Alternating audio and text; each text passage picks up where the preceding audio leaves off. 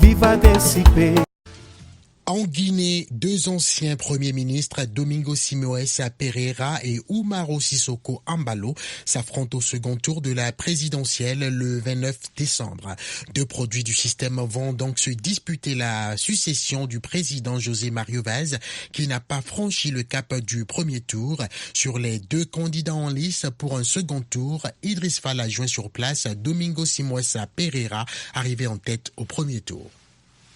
Pour moi, les élections présidentielles, c'est pas pour battre les autres candidats, c'est pour être une alternative positive envers les attentes du peuple bissau-guinéen. En tout cas, j'ai présenté un projet politique. J'ai fait de telle façon que le peuple bissau-guinéen soit informé de mon projet de l'avenir pour la Guinée-Bissau. Et c'est cette base que je crois pouvoir rassembler la majorité d'approbation des électeurs bissau-guinéens envers mon projet. Mon défi, c'est d'être capable d'être aux mesures des attentes des Bissau-Guinéens, beaucoup plus que de me concentrer sur l'autre candidat, d'autant plus que je ne connais pas son pensée politique, je ne connais pas ce qu'il propose pour la Guinée-Bissau. Vous aurez besoin d'avoir des alliances quand même, vous étiez 12 candidats. Est-ce qu'il y a déjà des candidats qui sont ralliés à votre programme? Il y a plusieurs candidats, mais je dis depuis le début que pour moi les élections, il ne s'agit pas d'un concours entre des candidats, il s'agit d'avoir un compromis avec le peuple bissau-guinéen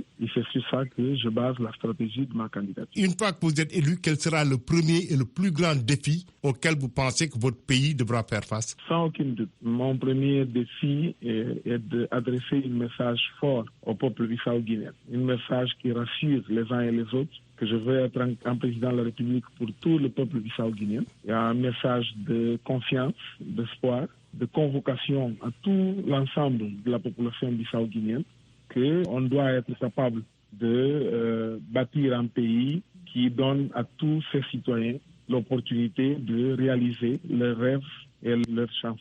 Mais vous avez beaucoup de défis. Les fonctionnaires ne sont pas payés, tout le monde est en grève, les hôpitaux ne marchent pas, l'école, les enseignants ne savent plus donner de la tête. Vous allez commencer par quoi d'abord? Parce qu'il y aura beaucoup de problèmes à résoudre. Mon frère, en 2014, le cadre était le même. Quand j'ai pris la tête du gouvernement en juillet 2014, il y avait 7 mois d'arriérés des salaires. Il n'y avait pas d'école, il y avait une menace d'Ebola, l'électricité ne marchait plus, donc en juillet 2014.